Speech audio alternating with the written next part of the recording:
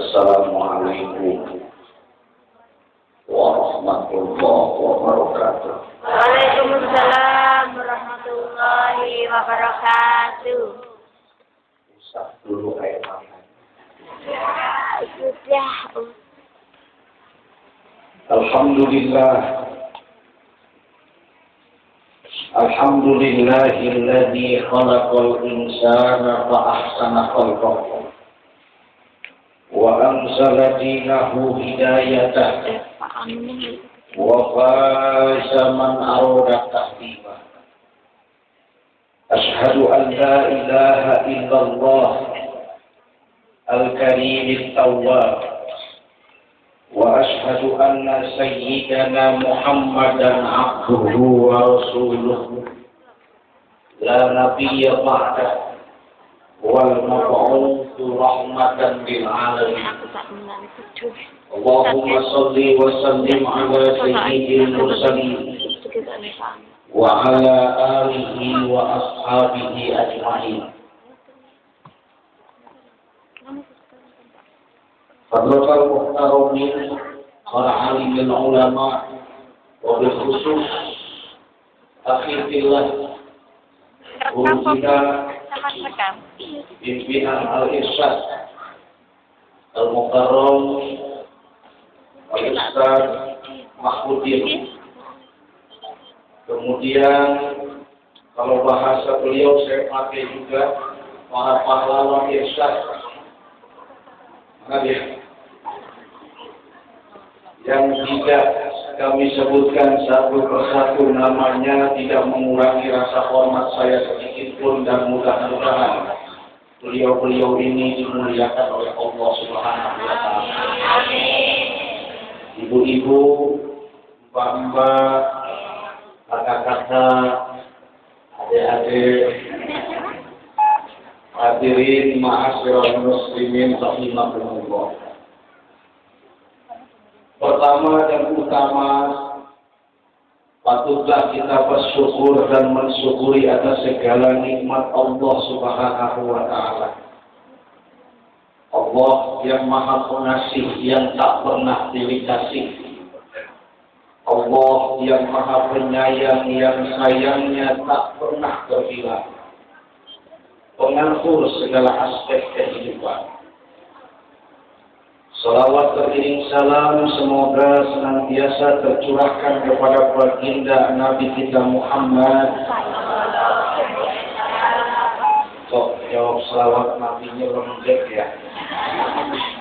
Insya Allah yang hadir di sini kalau saya hitung-hitung sekitar 600 lebih ya. Tapi kok menjawab selawat Nabi kebenarannya cuma 175 orang. Yang lainnya pada kemana ini? Boleh tanya? Tadi sama Ustaz Mahmudin kita sudah dibawa hanyut. Mudah-mudahan kita cinta kepada yatim. Amin. Karena ada seorang ahli ibadah yang mengatakan setiap langkah yatim, langkah itu apa?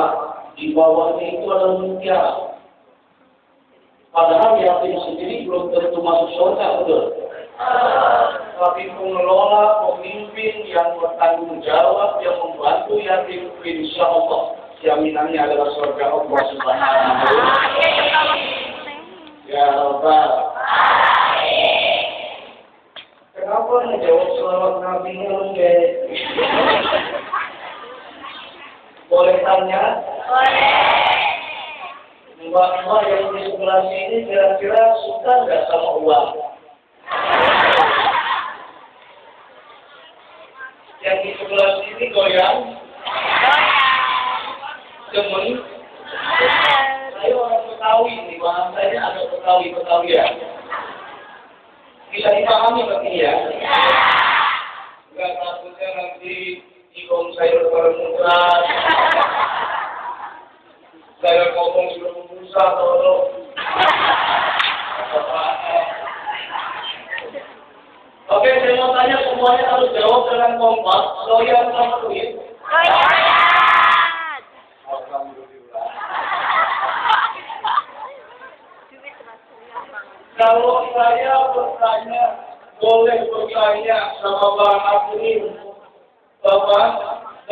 sama duit, suka sama duit, para hadirin, mbak-mbak, ibu-ibu, isyarat keras nanya sama Pak Kiai, yaudah kita kasih sama duit.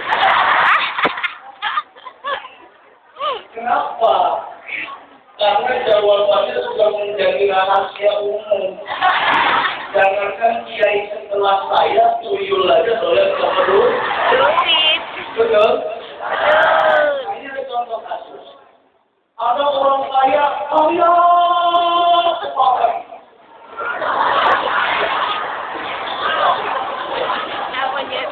Kemudian ada orang miskin.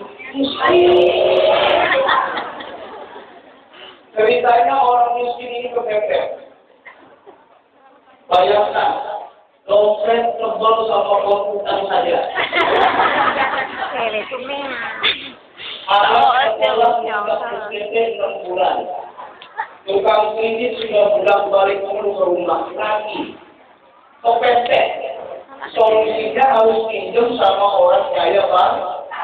Apa yang terjadi itu ternyata orang kaya banget ini enggak ngasih pinjaman. Pelit atau tidak? Pelit. Tapi jawabannya sama dengan saya. Orang kaya seperti ini termasuk orang kaya Pelit. Tetapi menurut hemat saya, orang kaya pelit seperti ini masih bagus. Orang kaya pelit seperti ini masih lumayan. Kenapa? Karena ada orang pelit yang lebih parah dari orang kaya ini. Bahkan baginda Rasul menjulukinya sebagai Abu Nas. Manusia paling pelit, manusia paling fakir, manusia terkikir sedunia. Siapa dia? Dia itu adalah yang apabila dibacakan selawat Nabi, jawabannya oga. Oh my God. Mau bilang umat Islam paling duit? Kalau bilang mau tolong dorong selawat kami sekali lagi dengan kompak dan serentak dengan puisi dan hikmah. Selawat beriring salam. Semoga senantiasa tercurahkan kepada baginda Nabiyana wa syafi'ana wa habibana wa maulana Muhammad.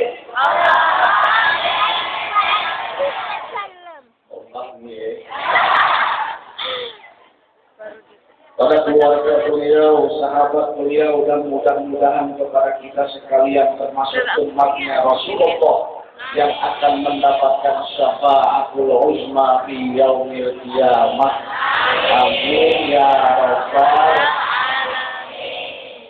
Agar lebih khidmat acara kita, ayo sama-sama kita membaca selawat Nabi. Yuk. Setuju? Karena ada sebuah kaul yang pernah dirumuskan oleh para alimul ulama, apabila sebuah acara atau sebuah kegiatan tidak diiringi dengan bacaan selawat Nabi, maka acara tersebut, kegiatan tersebut, kalau ditinggalkan bagaikan meninggalkan bangkai. Na'udzubillah min sama-sama kita baca salawat Nabi. Yang kagak mau baca kita doain bareng-bareng. Mudah-mudahan lehernya berotek. Kita doanya ke jemaah bukan masalah jam. Karena ibadah yang paling gampang mendatangkan nilai pahala adalah membaca salawat Nabi. Sambilnya supaya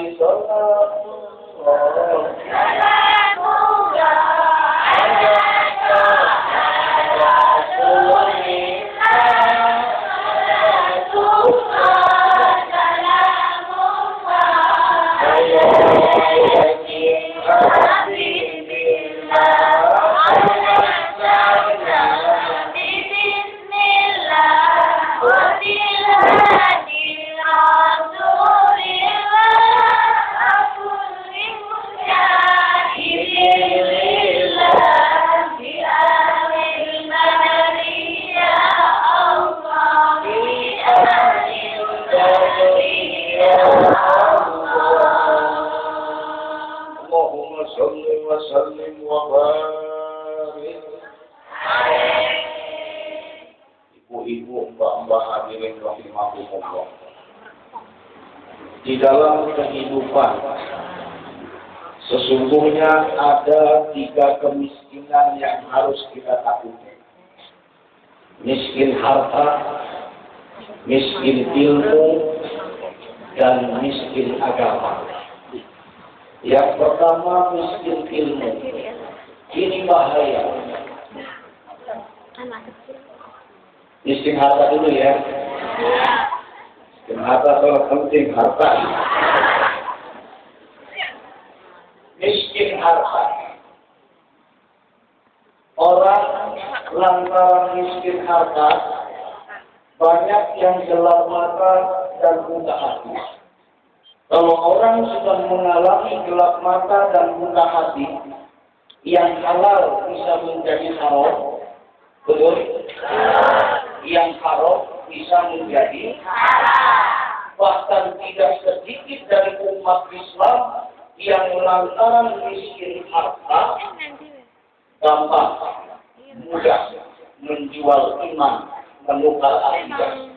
Yang terjadi di Indonesia, tidak sedikit dari umat Islam, saudara-saudara kita, menukar iman dengan 3 bungkus Indomie. Wadah-wadah, benar. Ini sumpah sudah membuktikan. Ada yang namanya program kristenisasi. Dengan 3 letter beras, mereka mau menukar akidah. Innalillahi wa inna ilaihi raji'un. Oleh karena itu, kita sebagai umat Islam harus kaya. Saya dengan Ustaz Mahfudin ini satu alma mater, lulusan pondok pesantren Darul Falah. Ustaz Mahfudin dulu nakal sekali. Oh ya. Beliau itu nakalnya tapi nggak macam-macam. Kalau main beliau itu di atas loteng, naik di atas loteng dan sebagainya. Tapi alhamdulillah saya nggak ketemu lama sama beliau, pas ketemu sudah jadi manusia.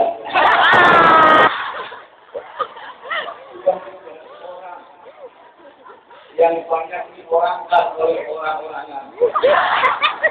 Alhamdulillah ilmunya bermanfaat sampai ke orang. Kita doakan mudah-mudahan beliau sehat walafiat. Amin. Mudah-mudahan beliau tak pernah berhenti berjuang untuk anak-anak yatim dan duafa. Amin. Mudah-mudahan dengan senang beliau tidak pernah berkurang. Jangan terlalu dikatakan segini aja beliau putih mulut. Insyaallah. Makanya saya kalau jalan sama beliau minder. Yang dilihat beliau mulu.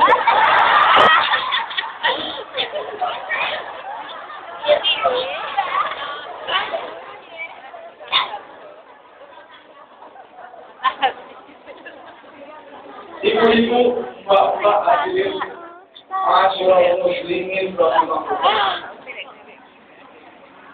Miskin harta ini berbahaya. Oleh karena itu, kiai kami di pondok pesantren Darul Falah, almarhum Allahumma ghfir lahu warhamhu wa'afihi wa'fu amin. Beliau pernah berpesan kepada para santrinya, anak-anakku, kalau kalian nanti jadi ustaz, jadilah ustaz kaya dan jangan kaya ustaz. Nanti kalau kalian jadi kiai, jadilah kiai kaya dan jangan kaya kiai.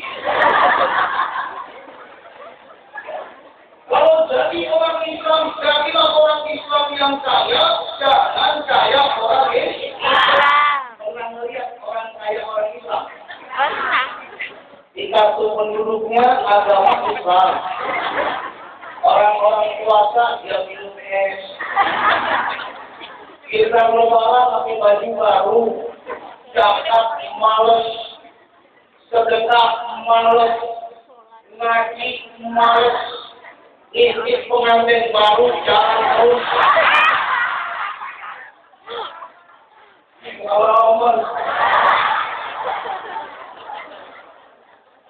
Allahu Akbar. Dengan bilang-bilang pengalaman yang sudah terjadi. Tahu dulu kalau bilang ini. Hadirin rahimahullah. Oleh karena itu jadi orang Islam yang kaya. Ayo kita kaya. Yuk, ayo. Insya Allah. Kekayaan menjadi sarana kita untuk ibadah kepada Allah Subhanahu wa Ta'ala. Kekayaan bukan tujuan. Tetapi mari kita jadikan harta yang kita miliki ini sebagai sarana untuk menghadap Allah Subhanahu wa Ta'ala. Amin ya Rabbal. Kemudian kemiskinan yang kedua yang harus kita takuti adalah miskin ilmu. Lebih baik miskin harta atau miskin ilmu, Bu? Miskin harta. Tapi banyak orang yang memilih lebih baik miskin ilmu daripada miskin harta. Kenapa? Karena efek negatif dari miskin harta itu langsung. Mau makan kagak ada uang, lapar betul. Mau minum kagak ada uang, haus. Akhirnya naudzubillah min dzalik banyak orang yang memilih miskin harta daripada miskin ilmu. Mereka lupa bahwa sesungguhnya al-ilmu nur. Ilmu itu cahaya yang mampu menerangi hidup dan kehidupan dia. Manusia dengan ilmu insya Allah hidupnya akan berkah dan diberkahi oleh Allah Subhanahu wa Ta'ala berfirman, A'udzu billahi minasyaitonir rajim. Yarfa'illahu alladziina aamanu minkum walladziina utul ilma darajat. Allah akan mengangkat beberapa derajat orang yang beriman dan orang yang berilmu. Oleh karena itu kalau ditantang disuruh milih lebih baik miskin harta atau miskin ilmu, lebih baik miskin harta. Besok semuanya pada berhenti kerja.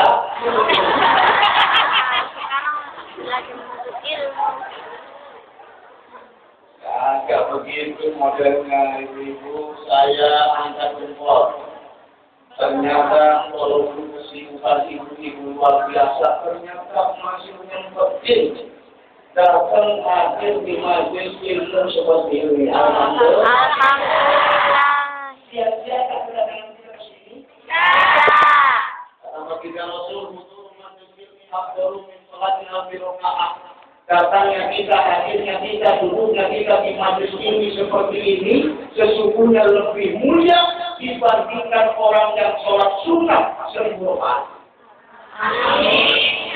Ya Allah. Kemudian kata baginda Rasul, "Hukum majelis ilmi afdalu min alfi ziyaratil marid." Datangnya kita, hadirnya kita, duduknya kita di majelis ilmi seperti ini sesungguhnya lebih mulia dibandingkan kita mengunjungi 1000 orang sakit. Mengunjungi 1000 orang sakit, satu orang itu hukumnya lebih dari 1000. Subhanallah walhamdulillah. Mohon maaf.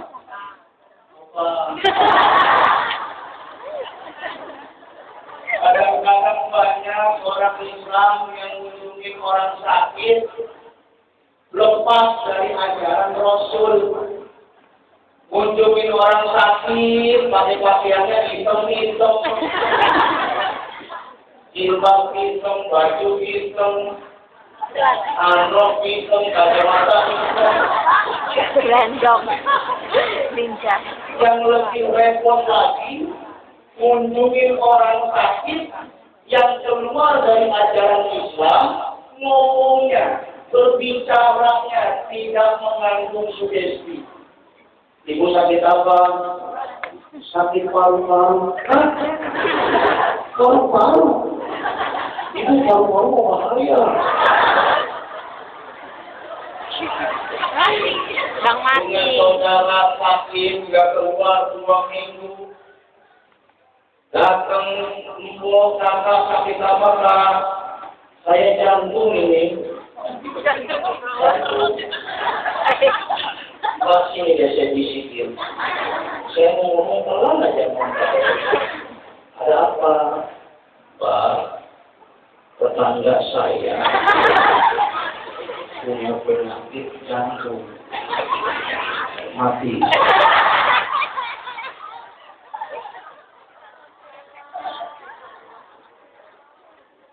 Akhlak baginda Rasulullah yang hampir hilang adalah ayakunal kalam-kalaman baginda. Kalau berhadapan dengan orang sakit, kalau berhadapan dengan orang yang terkena musibah, pembicaraan harus lunak, pembicaraan harus penuh dengan sugesti. Akan sakit apa kak? Jantung. Bismillah, insyaallah sembuh. Ibu sakit apa? Sakit hati. Suaminya cari istri lagi. Kalau itu nggak sakit hati, suaminya selingkuh.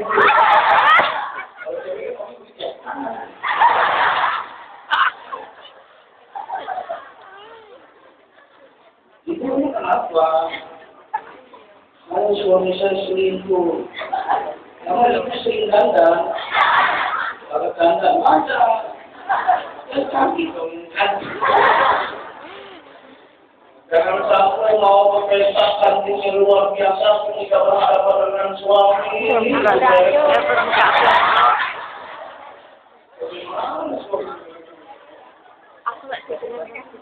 Ibu, kalau ingin menasihati memberikan sugesti kepada orang yang sedang sakit, ayat itu kalau salah lainnya ngomong yang lemah lembut tentu dengan sugesti.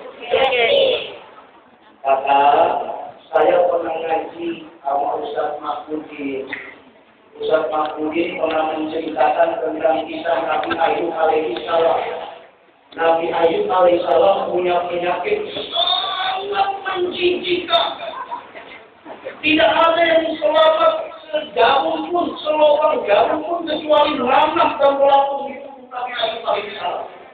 Bayangkan, jarak 10 meter orang bersepuluh.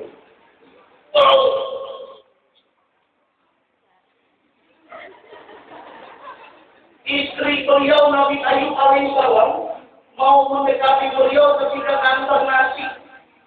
Itu pun ngantar diletakkan di depan Nabi Ayub, setelah itu pergi lagi. Penyakit yang Nabi Ayub alami terjadi selama 18 tahun. Tapi subhanallah Bapak, Bapak.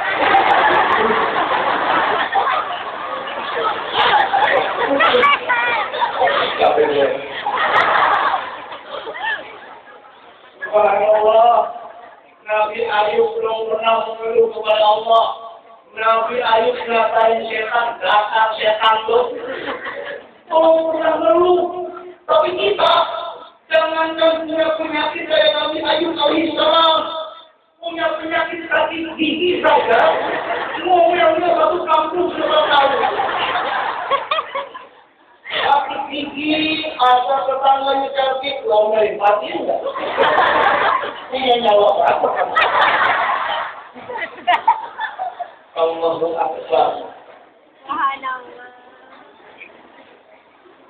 Lanjut. Ibu-ibu, bapak-bapak, hadirin rahimahumullah. Ayat kalam-kalaman lainnya. Ayo, coba saya ingin tanya, siapa yang biasa waktu di Indonesia dulu kalau pusing minum kopi? Politik.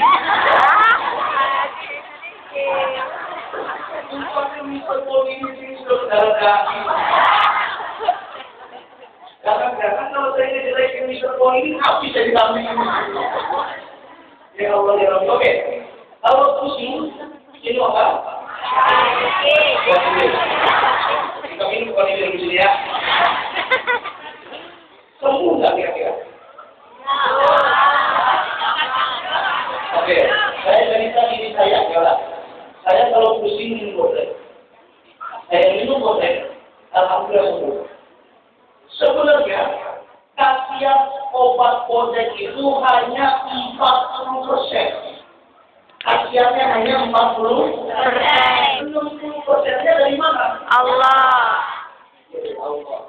Dari hati keyakinan kita disebutkan sama Allah. teryakin sama boleh tanggal bicara.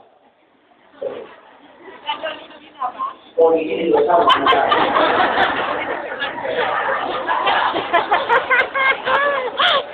Makanya kasih motivasi, kasih semangat untuk mereka yang kena musibah, untuk mereka yang kena masalah, apapun bentuknya, berikan motivasi. Insya Allah 60% akan mampu menyembuhi penyakit dan musibah tersebut. Amin ya Rabbal Alamin.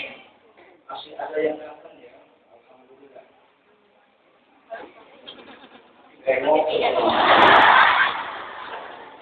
Kalau kalian punya peliharaan begini banyak. Ibu-ibu jangan tersinggung ya. Saya ini paling suka banyak. Paling suka tawa. Itu jalan untuk tawa terus muncul waktu itu. Kalau ada musibah, apa? Di cancel. Karena dengan anak pasti cancel ada angin itu dalam hati saya. Kalau bukan tak. Saya tahu ada itu tapi Kamu harap juga Allah akan mengirimkan. Betul? Ibu-ibu hadirin rahimahullah. Miskin ilmu awas. Kita bisa ngaji di sini. Dan datangnya kita di tempat ini alhamdulillah lebih mulia dibandingkan kita mengunjungi 1000 anak yatim. Ayo ngaji. Saya dengar. Saya baca majalah Irsyad, subhanallah. Kegiatan-kegiatan warga negara Indonesia di Hongkong ini subhanallah. Ternyata betul kata Dr. Mahfudin, tidak sejelek yang digambarkan mereka yang anak kutip tidak suka sama kita. Apalagi kalau saya dapat SMS atau telepon dari sini, sedang apa Pak? Oh sudah ngaji kok. Oh kemana Pak? Saya mau ikut pengajian. Ada pengajian fikih. Ya Allah sudah lebih ramai di sini sebenarnya. Ya. Tapi mudah-mudahan pengajian kita, kegiatan kita yang kita adakan selama ini mendapat berkah dari berkah oleh Allah Subhanahu wa taala. Kemudian yang ketiga, ternyata kata baginda Rasul, huduru majlis ilmi afdalu min ta'ziyatil mayyit. Datangnya kita, hadirnya kita, duduknya kita di majlis ilmi seperti ini sesungguhnya lebih mulia dibandingkan orang yang menyelawat meninggal dunia 1000 orang meninggal dunia. Subhanallah walhamdulillah. Itu hanya duduk saja, Bu. Hanya dengar saja, hanya hadir saja. Belum lagi nulis, belum lagi mengamalkan, itu pahalanya lain lagi. Itulah, oleh karena itu pada hikmah kesempatan ini, ayo bersama-sama kita menuntut ilmu. Adakah hubungannya ilmu dengan taubat? Ada. Di mana?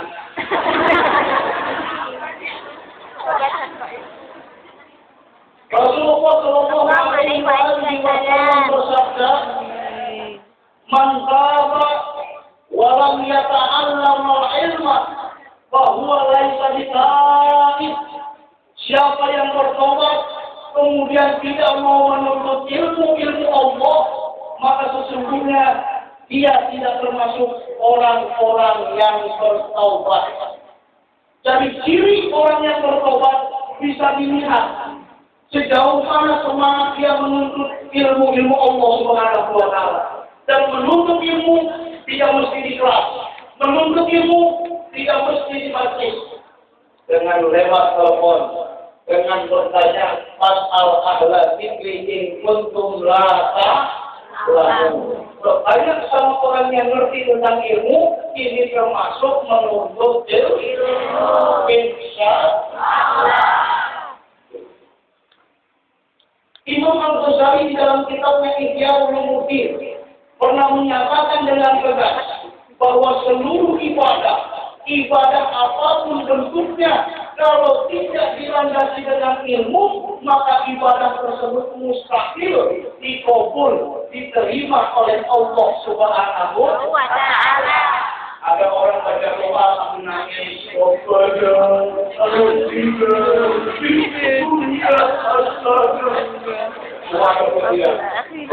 ada yang belakangnya amin ya Allah, amin. Ada yang belakang nanti saya tanya nih Ustaz, doa sambil nangis begitu apa maksudnya? Ustaz, saya doa ditanya Ustaz, nanti doa roh belakang, tinggal air mata Ustaz kalau dikumpulkan seekor. Maksudnya apa? Apa ya? Apa yang dia baca dia tidak tahu. Ini berarti salah satu syarat ibadah tidak dilandasi dengan ilmu. Ibu-ibu mohon maaf. Misalnya sholat, Allahu Akbar, ada tamu, atau misalnya suami ibu manggil, mami.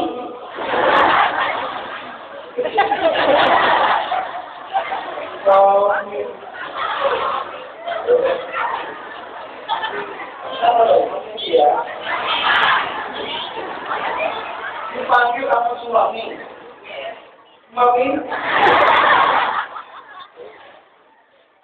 Ini yang tidak tahu ilmu atau belum belajar tentang ilmu fikih berapa? Repot. Gimana ya? Dijawab apa saja. Akhirnya karena belum pernah ngaji, mami, iya papi. Tunggu dulu ya papi, lagi tanggung 3 rakaat. Kata papinya, ya udah lanjutkan. Tinggal 1 rakaat ini, isinya bolong, suaminya tolong.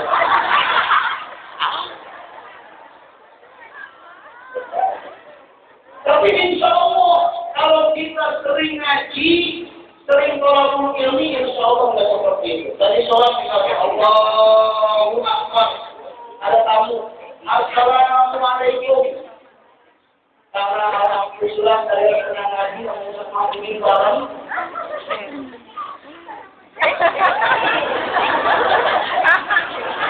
Biasa Pak. Mulai bayar nafsu ya Mas.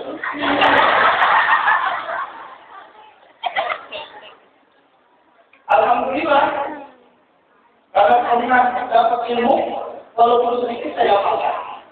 Dari salat Allahu Akbar, ada tamu Assalamualaikum, jawab dengan isyarat ini.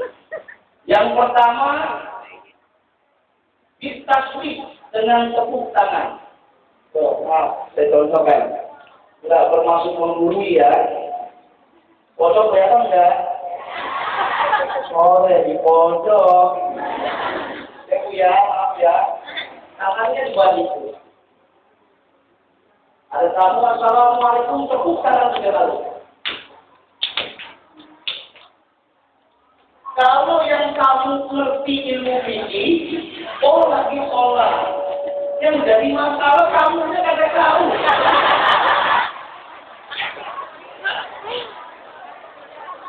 Allahu Akbar, Assalamualaikum. Ya, Pak Kiai saya dipercaya. Oke, Pak Kiai, kalau ente bisa juga ada lebih dari itu. Tepuk pramuka.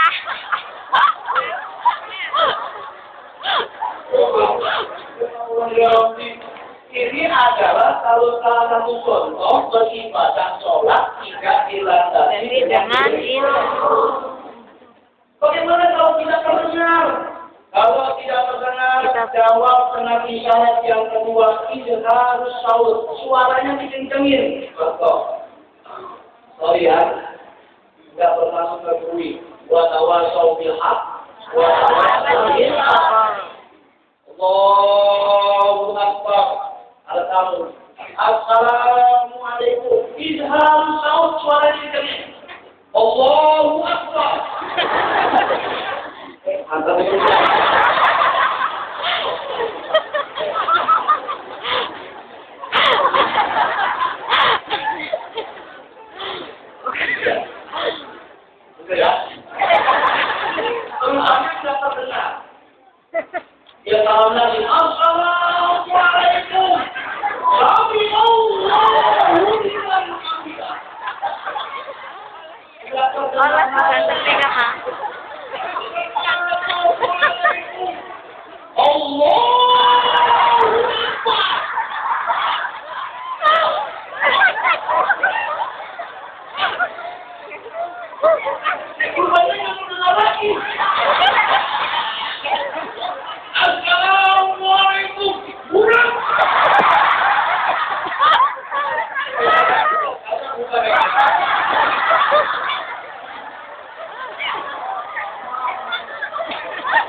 Yang keempat bercanda ya.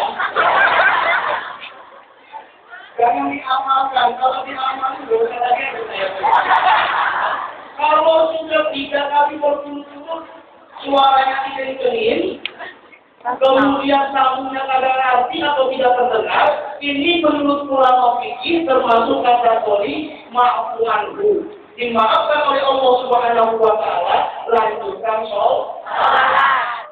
Itu pentingnya ibadah dengan ilmu. Atau misalnya kepala di sholat, mumpet-mumpet takut ketawa majikan dia.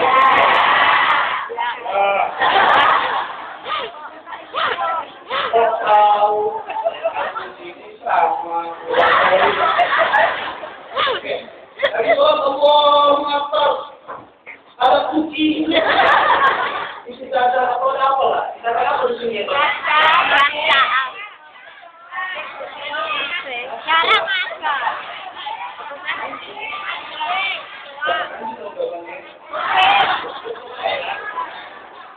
Mau sujud ketua.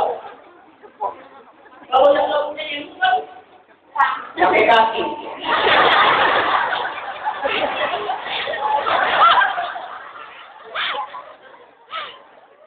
Ada yang lebih berbahaya, ini biasanya kaum ibu.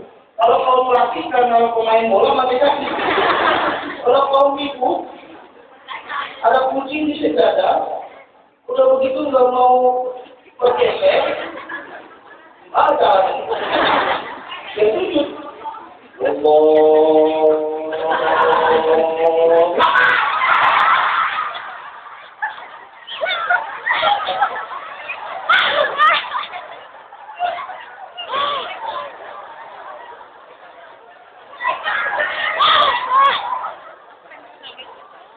Ini contoh real.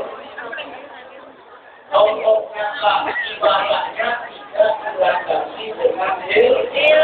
Oleh karena itu sekali lagi saya yakin Allahu Akbar demi Allah, insya Allah taklim kita hasilnya kita di sini insya Allah diberkahi dan mendapat berkah dari Allah Subhanahu wa taala.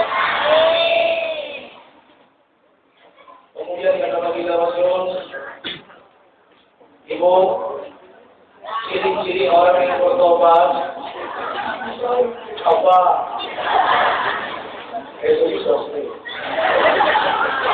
Ciri-ciri orang yang bertobat itu adalah tolakul af, kasih maaf, pemaaf, tidak pendendam. Kita semua pasti pernah disakiti oleh orang, betul?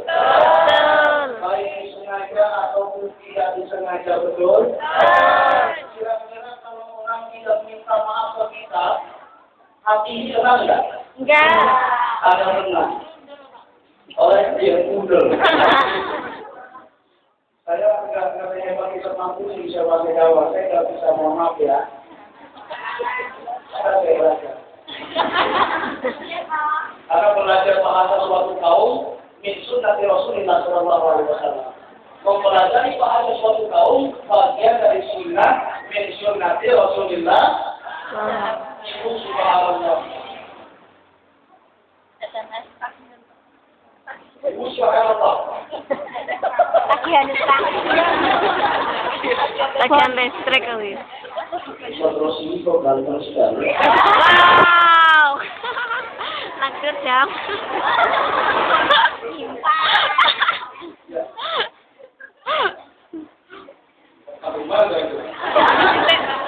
Kalau kita masih punya sifat pendendam, ini rasa-rasa dengan tempat kita Rasul. Kalau Rasulullah yang berbicara, kita rasa-rasa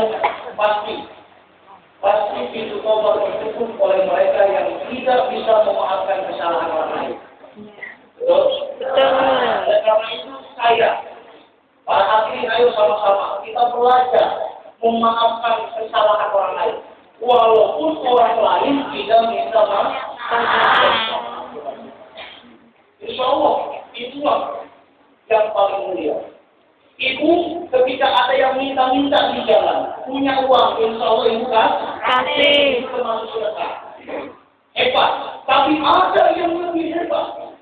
Ibu nggak punya uang atau sekalipun punya uang ternyata untuk digunakan. Apa-apa? Penting. Ada yang minta. Kalau dikasih ibu kurang, kira-kira dikasih kan? Insya Allah kalau kita punya iman, kita yakin bahwa Allah akan membayar berlipat ganda. Insya Allah kita kasih.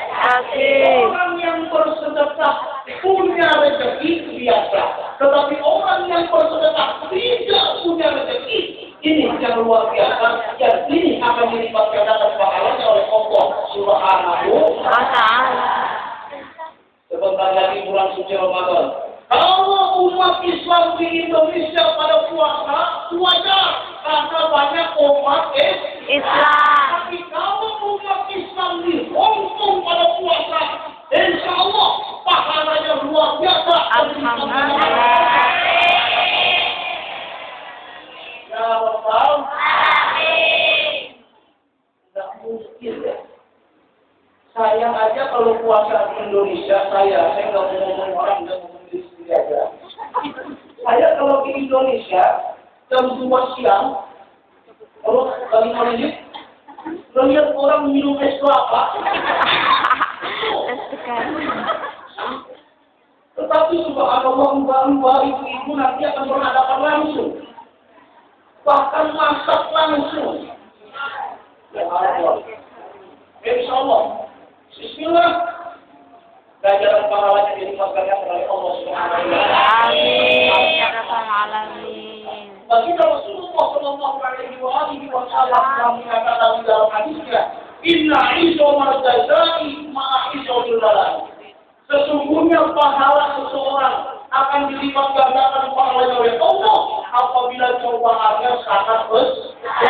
Semakin besar tantangan, semakin besar cobaan, kalau mampu dilalui karena Allah Subhanahu wa taala, ini yang sebenarnya pahala yang dilipat gandakan oleh Allah Subhanahu Wa ta'ala. Ayo, saya mengajak tobat. Ayo kita bertobat kepada Allah Subhanahu wa taala. Karena kita semua demi Allah. Demi Allah. Demi Allah pasti punya salah dan dosa. Demi Allah. Ibu kenapa saya sumpah berkali-kali? Insya Allah ibu sudah tahu hukumnya. Hukum membaca demi Allah. Kalau orang sudah berani bersumpah atas nama Allah, kemudian bohong, maka dia harus puasa 2 bulan berturut-turut. 2 bulan berapa hari? 20 hari. Saya mengucapkan demi Allah, kemudian bohong. Saya puasa 2 bulan. Ketika saya menjalani puasa 2 bulan, ternyata ke hari ke-59 ya. Hari ke-59-nya saya batal. Berarti 1 hari kurang. Saya harus pulang dari awal. Ya Allah. Itu orang yang sudah berani bersumpah atas nama Allah. Sekarang saya bersumpah demi Allah. Demi Allah. Demi Allah, demi Rasulullah. Kita semua pasti punya salah dan dosa. Setuju? Rasulullah sallallahu alaihi wasallam kullu bani Adam khata wa khairul khata'ina at-tawwabun. Setiap anak cucu Adam pasti punya salah dan dosa. Dan sebaik-baiknya menyikapi kesalahan dan dosa itu adalah bertaubat kepada Allah Subhanahu Wa ta'ala. Bertobat kepada Allah. Barangkali di antara kita ada yang berpendapat, Ustaz, Pak Kiai, saya nggak mau tobat sekarang. Kalau saya sudah tua, Kalau sudah puas. Masa-masa muda saya dengan kenikmatan dunia saja. Tobat nanti saya lakukan nanti kalau saya sudah tua, kalau saya sudah pulang dari Hong Kong.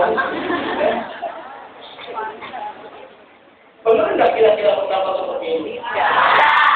Saya punya cerita, mudah-mudahan walaupun simpel ini menarik untuk kita kaji, khususnya menyelami masalah tobat. ada seorang kiai ceramah dengan mobil beserta sopirnya. Ceramah jauh sekali. Pulang lapar, mampir di warung nasi. Diparkirkanlah mobil itu, Pak Kiai turun sambil melihat mobil, kok mobil kotorannya dia. Akhirnya sang sopir dipanggil. Hujan, dia Pak Kiai, ini tolong dong dilapin mobilnya, kotor. Kata Hujan apa? Sudah urusan Pak Kiai, kalau saya lapin, kalau saya bersihkan, nanti juga kotor lagi. Oh begitu, Pak Kiai langsung masuk rumah makan. Si Hujan nyingkirin. Tapi bertanya, Hujan mau kemana kamu? Saya mau ikut Pak Kiai. Mau ngapain? Mau makan. Hujan, kamu mau makan. Nanti kamu laparnya beli. Kira-kira tobat seperti ini. Tobat nggak usah ditunggu-tunggu. Kita semua melakukan kesalahan kadang-kadang setiap waktu, bahkan setiap detik kita melakukan kesalahan. Kenapa tobat kita tunda-tunda? Apakah kita tahu bahwa kematian kita nanti masa tua? Tidakkah sadar bahwa Allah Subhanahu wa Ta'ala berfirman, "Kullu nafsin dha'iqatul maut." Setiap yang bernyawa pasti mati, yang tua mati, yang muda mati, semua kita pasti mati. Wa idza jaa ajaluhum la yastakhiruna sa'atan wa la yastaqdimun. Apabila ajal merenggut nyawa, tidak ada satu makhluk pun yang mampu menunda-nundanya. Ibu, Mbak, hari ini kita tertawa. Hari ini kita nangis. Tahukah kita bahwa nanti jam 10 malam Allah akan memanggil kita? Wa idza jaa ajaluhum la yastakhiruna sa'atan wa la yastaqdimun. Pernahkah ada orang yang bisa menolak kematian? Bisa. Dari pacaran, kata malaikat, tunggu, tangan. Terkadang kita berpikir saya akan tobat ketika saya mengalami penyakit yang parah. Ternyata survei membuktikan. Banyak orang yang sehat walafiat pun kalau Allah menghendaki mati, pasti mati. Oleh karena itu, kalau kita ingin beribadah kepada Allah, ingin khusyuk baik dalam sholat maupun dalam ibadah yang lainnya, ayo kita merasakan seakan-akan besok kita mati. Insya Allah dengan konsep seperti itu, air mata kita terjun ketika berhadapan dengan Allah Subhanahu wa Ta'ala. Tetapi ketika kita mengejar dunia, Rasulullah pun mengajarkan, ayo seakan-akan hidup kita masih panjang. Ayo kita komunikasikan. Kita padukan antara semangat mencari rezeki karena Allah dan kita semangat beribadah karena Allah Subhanahu wa Ta'ala. Saya kira itu saja barangkali yang dapat saya sampaikan.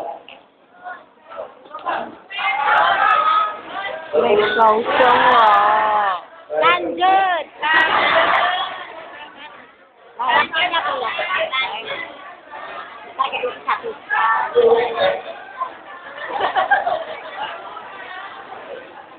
Kalau lama-lama kurang asik.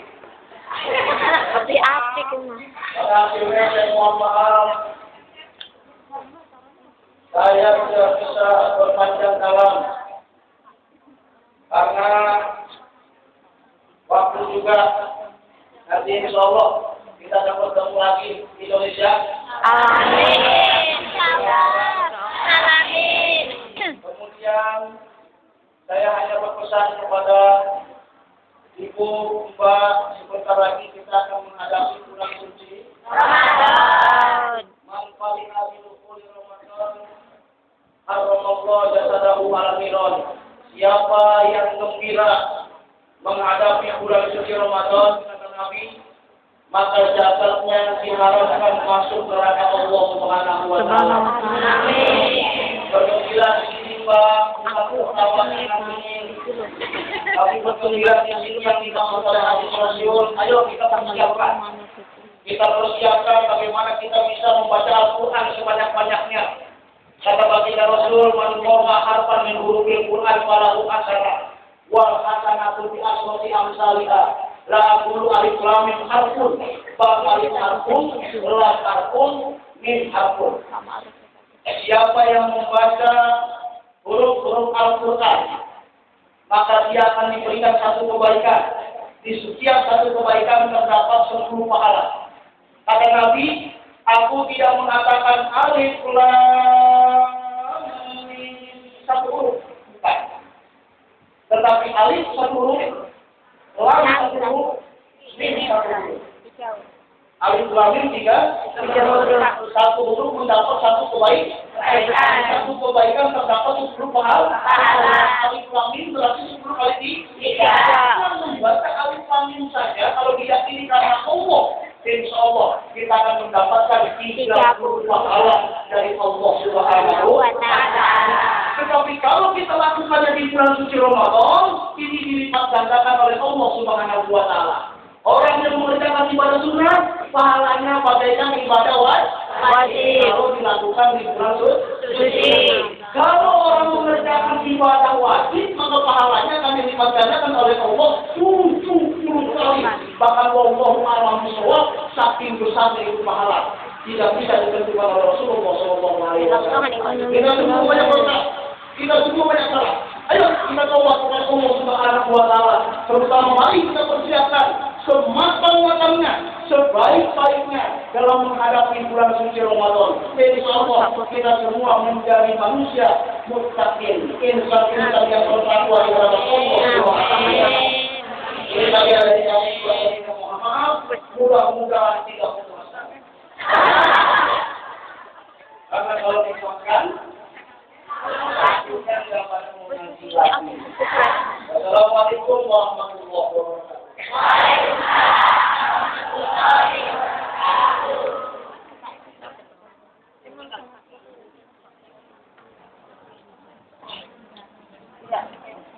Demikian atas tausiah yang oleh Bapak Kiai Rosyidin. Dan sebelum kita memasuki acara selanjutnya yaitu muhasabah, terlebih dahulu kami ucapkan rahmatillah sekalian yang ingin berpartisipasi dalam membantu saudara-saudara kita yang saat ini berada dalam